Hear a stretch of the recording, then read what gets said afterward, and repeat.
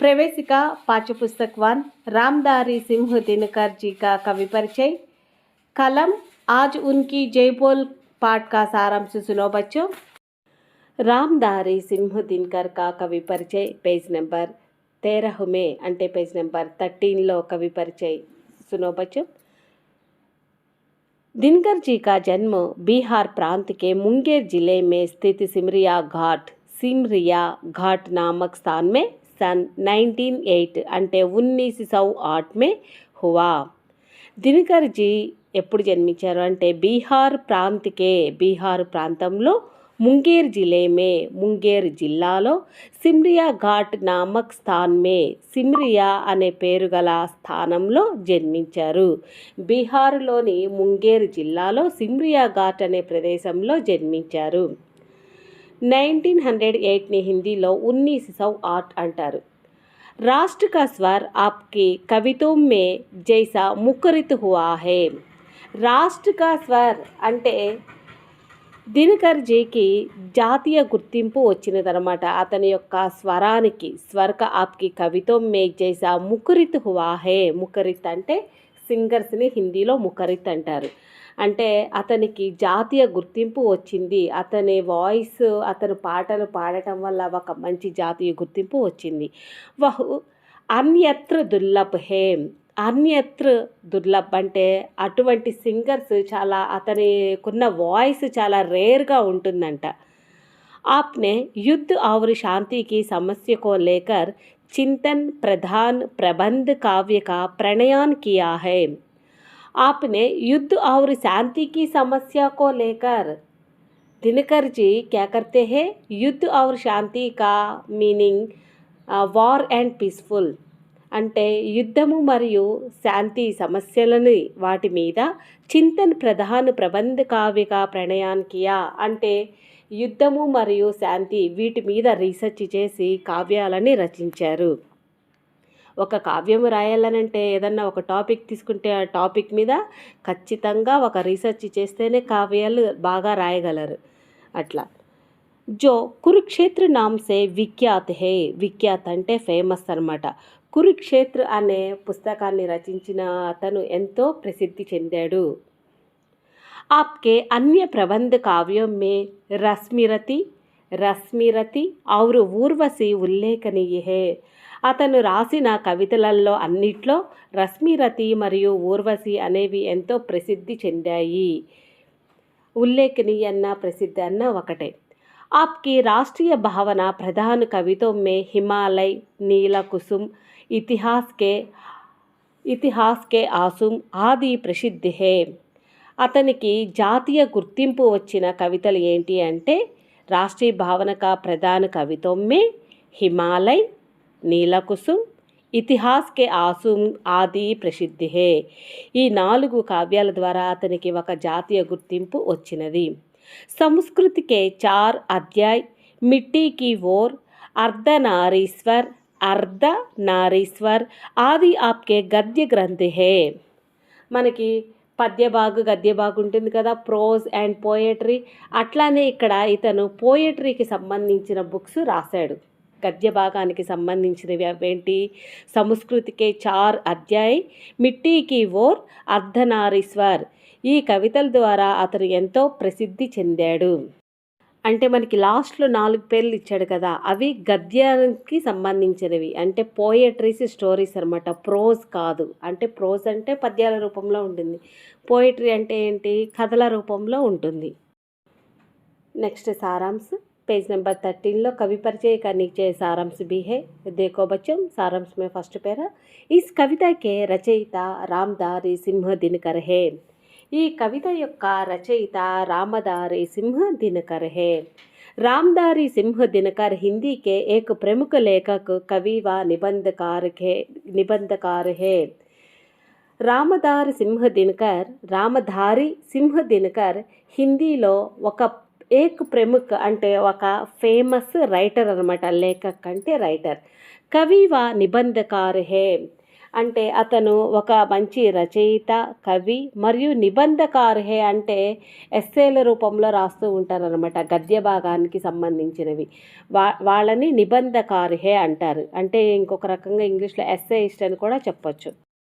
Page number 13 में कवि परिचय का नीचे एक सारांश भी दिया। देखो बच्चों, सारांश में फर्स्ट पैरा, इस कविता के रचयिता रामधारी सिंह दिनकर है। ఈ కవిత యొక్క రచయిత రామధారి సింహ్ దినకర్। रामधारी सिंह दिनकर हिंदी के एक प्रमुख लेखक, कवि व निबंधकार है। రామధారి సింహ దినకర్ హిందీకే ఏక్ ప్రముఖ లేఖక్, హిందీలో ఒక ప్రసిద్ధి చెందిన, అంటే ప్రముఖ్ అంటే ప్రసిద్ధి చెందిన, ఫేమస్ రైటర్ అని కూడా చెప్పొచ్చు. హిందీలో ఒక ప్రసిద్ధి చెందిన రచయిత, కవి వా నిబంధకార్ హే. కవి లేదా నిబంధకార్ అంటే ఎస్సేలు గద్య భాగానికి సంబంధించి రాస్తూ ఉంటారన్నమాట. వాళ్ళని నిబంధకార్ అని అంటారు. పద్యాల రూపంలో కాకుండా ఎస్సేల రూపంలో కూడా రాస్తారు. వీళ్ళని నిబంధకార్ అంటారు. రైటర్ ఆర్ ఎస్సేయిస్ట్ అనొచ్చు. वे आधुनिक युग के श्रेष्ठ वीर रस के कवि के रूप में पहचाने जाते हैं। वे ఆధునిక యుగ్ కే అంటే ఇతను ఆధునిక యుగంలో ఉత్తమ కవిగా ప్రసిద్ధి చెందారు. अगले पेज में थर्ड पैरा सुनो बच्चों। राष्ट्रवाद अथवा राष्ट्रीयता को इनके काव्य की मूल भूमि मानते हुए इन्हों युगचारण व काल के चारण की संज्ञा दी गई है। రాష్ట్రీయత, రాష్ట్రవాద్ అథవా రాష్ట్రీయత అనంటే అతనికి దేశం పట్ల జాతీయ భావము, దేశం పట్ల ఒక మంచి రెస్పెక్ట్. అతను రాసే కవితలలో మొత్తాన్ని దేశాన్ని గౌరవిస్తున్నట్టుగా ప్రజలని మేల్కొల్పేలా అటువంటి కవితలు ఉన్నాయి. కావ్యకి మూల్ భూమి మాంతే హుయే, అటువంటి కావ్యాలని మూలంగా భావించి యుగచారణ్ వా కాల్కే చారణ్కి సంజ్ఞా दी गई है. అతనిని యుగచారణ్ లేదా కాల్కే చారణ్ అనే పేరుతో పిలుస్తున్నారు. సంజ్ఞ అంటే పేరు. సెకండ్ పేరమ్మ, కవి అపనే కలం సే కహతే హై కి హే కలం. కవి తన కలముతో చెప్తున్నాడు. కలం అంటే ఏంటి? పెన్. తన పెన్నుతో చెప్తున్నాడు. హే కలం, ఓ కలమా, తుమ్ ఐసే లోకం కే సంబంధ్ మే లిఖో, నీవు ఇటువంటి సంబంధము ఉన్నవారి గురించి రాయి. जिन्हों ने देश सेवा में, राष्ट्रीय भावना में ओतप्रोत होकर अपना कुछ सब कुछ न्योछवार कर दिया. ఎటువంటి సంబంధం ఉన్న వారి గురించి రాయమంటున్నారంటే, जिन्हों ने देश सेवा में, राष्ट्रीय भावना में ओतप्रोत होकर, ఎవరైతే దేశానికి సేవ చేసుకుంటూ జాతీయ భావంతో, దేశభక్తితో నుండి ఎవరైతే వారు మొత్తము త్యాగం చేయటానికి సిద్ధంగా ఉంటారో అటువంటి వాళ్ళ యొక్క సంబంధం గురించి రాయమంటున్నాడు కవి. థర్డ్ పేర, కవి కహతే హై కలం. కవి తన పెన్నుతో చెప్తున్నాడు, కలంతో. ఉన్ వీర్ సహిదం కి విజయ్ కా గాన్ లిఖో. వీర్ సహిదం అంటే అమరులైన వీరులు, అంటే చనిపోయిన వారిని అమరులైన వీరులు అంటారన్నమాట. అమరులైన వీరుల కోసము విజయ్ కా గాన్ లిఖో అంటే విజయంతో ఒక గీతాన్ని రాయండి. అమరులైన వారి కోసము విజయాన్ని చేకూర్చినట్టుగా ఒక పాటని రాయమని చెప్తున్నారు. ప్రశంసాకే గీత్ లిఖో అంటే స్ఫూర్తిని ఇచ్చేటటువంటి పాటలని రాయండి. जिन्हों ने अपना सब कुछ बलिदान करके क्रांति की भावना जागृति की. బలిదాన్ అన్న ఇక్కడ న్యోచవారన్న ఒకటే. బలిదాన్ అంటే ఏంటి? వాళ్ళ జీవితాన్ని బలి ఇవ్వటం. ఎవరి కోసం? దేశం కోసం. మరి న్యోచవార్ అంటే ఏంటి? త్యాగం చేయటం. ఎవరి కోసం? దేశం కోసం వాళ్ళ జీవితాన్ని త్యాగం చేస్తున్నారు. కాబట్టి ఇక్కడ బలిదాన్ అన్న న్యోచవారన్న ఒకటే మీనింగ్ వస్తుంది. కవి ఎవరైతే వాళ్ళ జీవితాన్ని బలిదానం చేస్తాడో, క్రాంతికి భావన జాగృతికి అంటే ఎవరైతే చైతన్యాన్ని పంచుతూ ఉంటారో ప్రజలకి, అటువంటి భావన పెంచేటటువంటి విషయాలను మేల్కొల్పండి, అటువంటి విషయాలను రాసి ప్రజలను మేల్కొల్పండి అని చెప్తున్నాడు. జాగృతికి అంటే మేల్కొల్పేలా ఉండాలి అని. నయి చేతన ఫైలాయి తదా చిహ్నోంకి బినా అంటే ఎటువంటి ప్రతిఫలము ఆశించకుండా. కొంతమంది ఏదైనా పని చేశారంటే మాకేంటి ఉపయోగం అని అడుగుతారు. అంటే వాళ్ళ చేతిలో ఎంతో కొంత లంచం పెడితేనే వాళ్ళు పని చేస్తారు. అటువంటి వాళ్ళ గురించి కాకుండా ప్రతిఫలం ఆశించని వాళ్ళ గురించి फैलाई तथा जिह्नूम ने बिना किसी प्रतिफल की चाहू के कर्तव्य की पुण्यवेदी पर स्वयं को न्योछवार कर दिया అంటే ఎటువంటి ప్రతిఫలాన్ని ఆశించకుండా దేశం కోసం ఎవరైతే తన సర్వస్వాన్ని త్యాగం చేస్తారో అటువంటి వాళ్ళ గురించి రాయి, నీవు వాళ్ళకి త్యాగం చేయాలి అనేసి కవి పెన్నుతో చెప్తున్నాడు. నెక్స్ట్ 4th పేరా. आगे कवि दिनकर जी ने निस्वार्थ भाव से देश पर न्योछवार होने वाले वीरों का गुणगान किया. गुणगान అంటే బిహేవియర్, క్యారెక్టర్, గుణాలు అట్లా. నిస్వార్థ భావ్ సే దేశ పర్ న్యోచవార్ హోనే వాలే అంటే నిస్వార్థంతో దేశం కోసము ఎవరైతే త్యాగం చేస్తారో గుణగాన్ కియా అంటే అటువంటి వీరుల గురించి రాయమంటున్నారు. వాళ్ళ గుణాల గురించి, వాళ్ళ క్యారెక్టర్ గురించి, దేశం కోసం ఎలా సేవ చేశారు అనే దాని గురించి రాయమంటున్నారు. अपनी कलम से कवि कहते हैं. कवि किससे कहते हैं? कलम से कहते हैं. ये कलम किसका है? कवि का कलम है. కవి తన పెన్నుతో, తన కలంతో చెప్తున్నాడు. హే కలం, ఓ కలమా, ఉన్కా విజయ్ గాన్ కర్, నీవు మంచి విజయాన్ని ఇచ్చే పాటని చెప్పు. जिह्नों ने असंख्य छोटे छोटे दीपक जैसे जलकर सबको प्रकाश दिया. जिह्नों ने అసంఖ్య అంటే ఎంతోమంది, చెప్పలేనంత మందికి, చోటే చోటే దీపక్ జైసే అంటే నువ్వు చిన్న దీపంలా ఉండి, జల్కర్ సబ్కో ప్రకాశ దియా నువ్వు చిన్న దీపంగా ఉండి వెలుగుతూ అందరికీ ప్రకాశాన్ని ఇచ్చావు.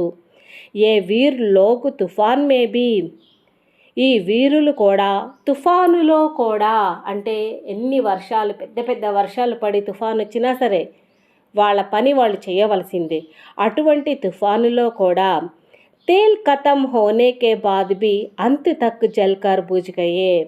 తేల్ అంటే నూనె, నూనె అయిపోయిన తర్వాత కూడా నీవు చివరి వరకు, అంతమయ్యే వరకు కూడా నీవు వెలుగుతూనే మాకు వెలుతురు నుంచి ఆరిపోతావు అని కవి దీపాన్ని పొగుడుతున్నాడు. ఇక్కడ దీపం అంటే ఎవరు?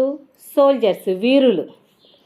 అంటే సోల్జర్స్ వచ్చేసి దీపము, తేల్ అని నూనె గురించి ఇచ్చారు. తేల్ అంటే నూనె. నూనె ఏంటి? అతని యొక్క ధైర్యము, శక్తి అన్నమాట.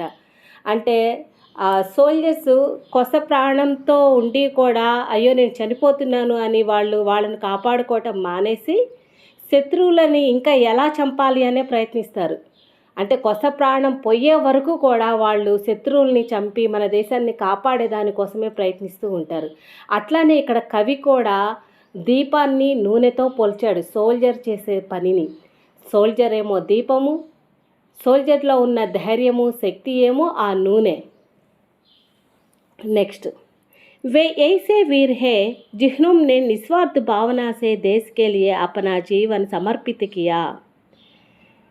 ఎవరైతే నిస్వార్థంతో దేశం కోసము వాళ్ళ జీవితాన్ని సమర్పిస్తారో వేసే వీర్ హే, వారే వీరులు, సోల్జర్స్. यहाँ तक कि उन्होंने अपने त्याग के लिए किसी की प्रशंसा की भी अपेक्षा तक नहीं की थी. ఇక్కడ వరకు, యహా తక్కి అంటే ఇక్కడ వరకు, ఉన్హోంనే అప్నే త్యాగ్ కే లియే అతను చేసిన త్యాగం కోసము, ప్రశంసాకి అపేక్ష బి తక్ నహి కీతి ఎవరు కూడా అతనిని ప్రశంసిస్తారు అంటే మెచ్చుకుంటారు అని కూడా అతను ఆలోచించలేదంట. ఎవరో నన్ను మెచ్చుకుంటారు అని అతను దేశం కోసము సేవ చేయలేదు, ఊహించలేదంట నన్ను ఇట్లా ప్రశంసిస్తారు అని ఆ సోల్జర్స్. 5th పేరామా. ఆగే కవి అపనే కలం సే కహతే హై, కవి తన కలంతో చెప్తున్నాడు. హే కలం, ఓ కలమా, తుమ్ ఉన్ వీరోం కే బారే మే లిఖో, నీవు ఇటువంటి వీరుల గురించి వ్రాయి. ఇన్ వీరోం కే బలిదాన్ సే జో లాల్ లాల్ అగ్ని ప్రజ్వలిత హుయి హే అంటే ఎన్నో త్యాగాలు చేసినటువంటి వారి యొక్క ఎర్రటి అగ్ని శిఖల ప్రకాశిస్తూ ఉంటుంది. ప్రజ్వలిత అంటే ప్రకాశించటం, అంటే వారు చనిపోయిన తర్వాత కూడా వారు చేసిన త్యాగాలు ఒక అగ్ని శిఖల ప్రజ్వలిస్తూ ఉంటుంది. ఉస్ అగ్నికి లపటేం సభీ దిశోం మే ఫైలీ హుయి హే. లపటేం అంటే చుట్టుపక్కల, ఆస్పాస్ అనొచ్చు, లపటేం అని కూడా అనొచ్చు. అంటే అతని యొక్క అగ్ని దేశం మొత్తం వ్యాపించి ఉంది. సభీ దిశో అంటే అన్ని దిశలలో ఫైలీ హుయి హే అంటే వ్యాపించి ఉంది. అర్థాంత్ కవి ఉన్కి వీరతా కో అగ్ని శిఖా కే సాత్ తులనా కర్తే హే. కవి వారి యొక్క వీరతాకో అగ్నిశిఖ అంటే వారి యొక్క ధైర్యాన్ని అగ్నిశిఖతో పోల్చాడనమాట. సాత్ తులనా కర్తే హే, తులనా అంటే పోల్చడము, అంటే వారి యొక్క ధైర్యాలని త్యాగాలని కవి ఇక్కడ అగ్నిశిఖతో పోల్చాడు. ఉస్ అగ్ని కా ప్రభావ్ హర్ దిశా మే దిఖాయి పడతా హే. ఇటువంటి అగ్నిశిఖ దేశం మొత్తము కూడా కనిపిస్తుంది. सिंह जैसी उनकी गर्जना से प्रोत्साहित होकर धरती डोल रही है. సింహ అంటే ఏంటి? సింహము.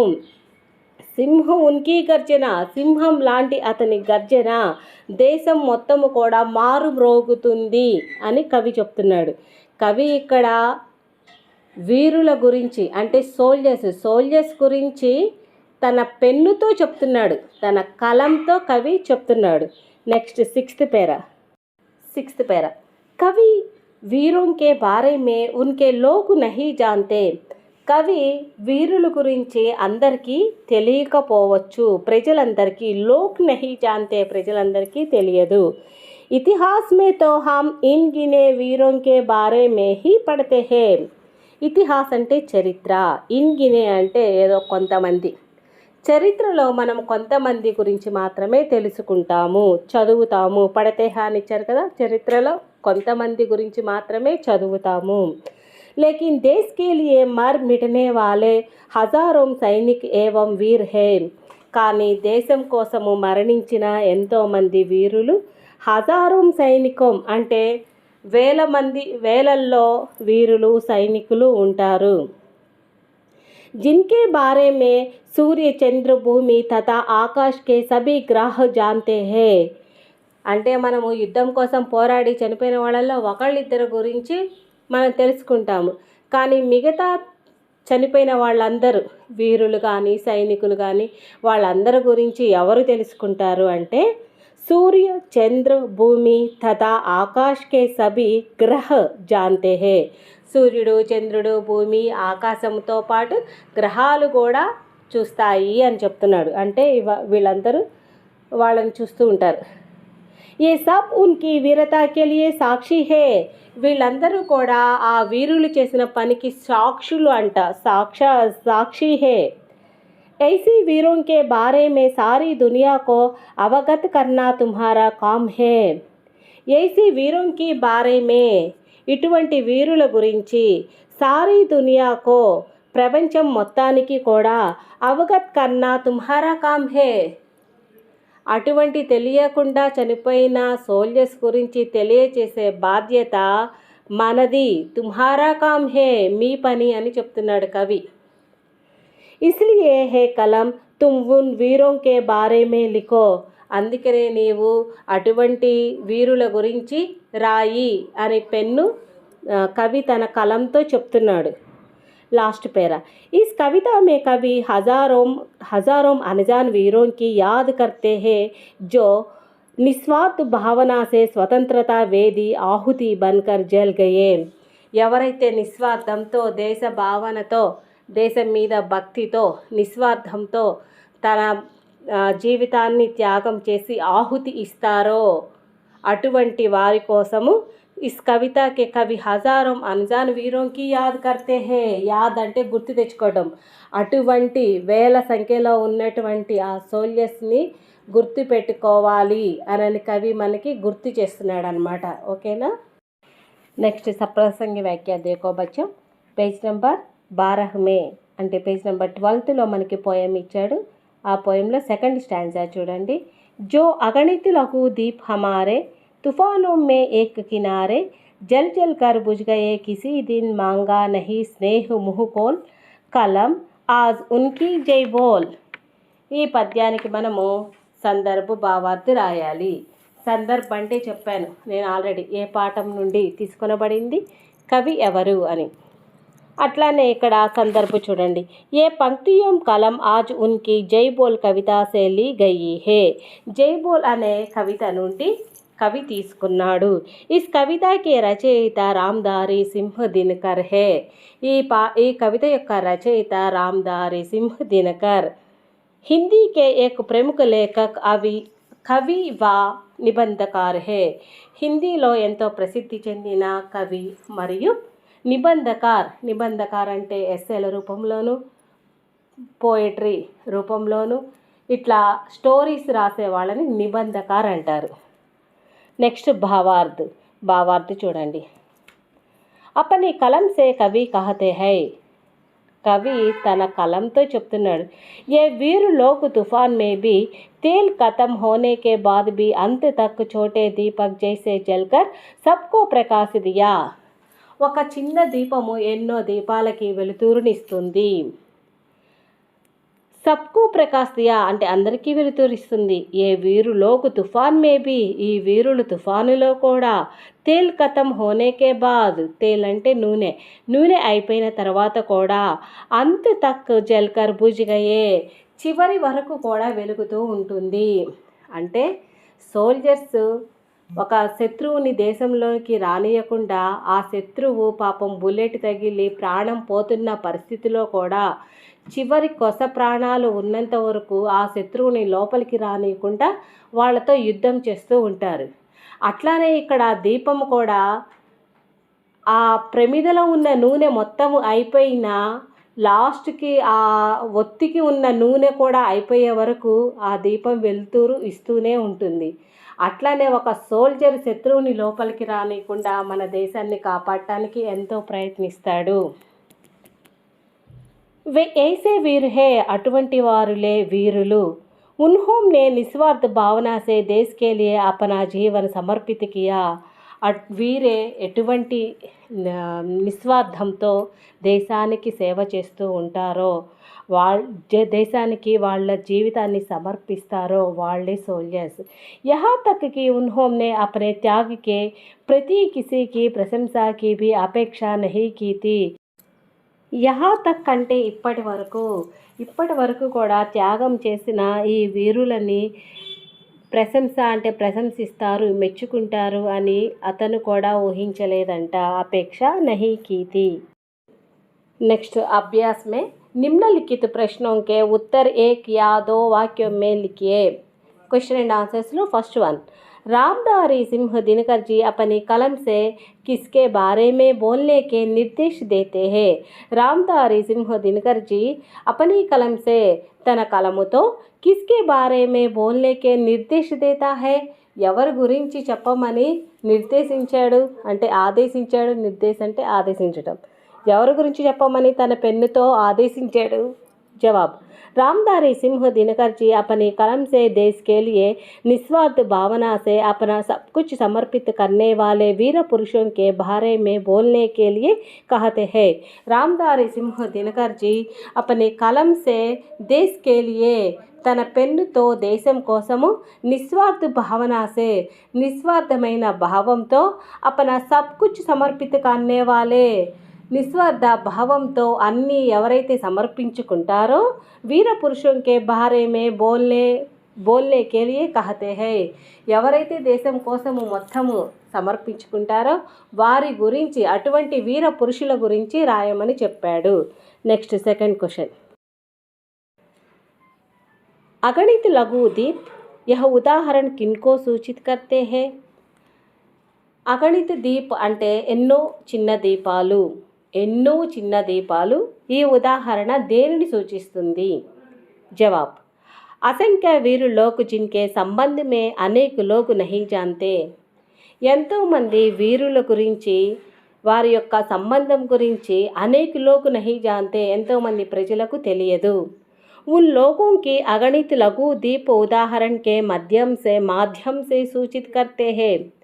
అటువంటి ఎన్నో చిన్న దీపాలు అగణిత దీప్కే ఉదాహరణకే మాధ్యంసే అంటే వాళ్ళని ఒక ఎగ్జాంపుల్గా మాధ్యమంగా పెట్టుకొని అగణిత లఘుదీప్ అనే ఉదాహరణ కవి చెప్పాడు. అనంటే మనకి ఎవరిని సూచిస్తూ చెప్పాడు? సోల్జర్స్ని సూచిస్తూ చెప్పాడు. ఎంతోమంది సోల్జర్స్ మరణిస్తారు. కానీ అందులో ఇద్దరు ముగ్గురు వీరులకే మనం చదువుతాము వారి గురించి, మిగతా వారి గురించి తెలియదు అనని ఒక చిన్న దీపంతో పోల్చి చెప్పాడు కవి. Next third question. वीर लोगों की महिमा के लिए कवि किन किन को సాక్షి మాన్తే హే? వీరులైనటువంటి అంటే వీరులంటే సోల్జర్స్, వీరులైనటువంటి వారి యొక్క మహిమ ఎవరికి సాక్షిగా ఉన్నారు అంటే ఆ చనిపోయిన తర్వాత ఆ వీరులకి సాక్షులు ఎవరు? వీరు లోగోं की महिमा के लिए कवि सूर्य चंद्र भूगोल खगोल के సాక్షి మాన్తే హే. అమరులైనటువంటి ఆ వీరుడి యొక్క మహిమకి సాక్ష్యము సూర్యుడు, చంద్రుడు, భూగోల్, ఖగోల్ కో సాక్షి మాన్తే హే. వీళ్ళందరూ ఆ వీరులకి సాక్షులుగా ఉన్నారంట. సారాంశము క్లియర్గా విన్న వాళ్ళకి ఈ క్వశ్చన్ అండ్ ఆన్సర్స్ చాలా ఈజీగా అర్థమవుతాయి. ఓకేనా students? Please like, comment, share and subscribe.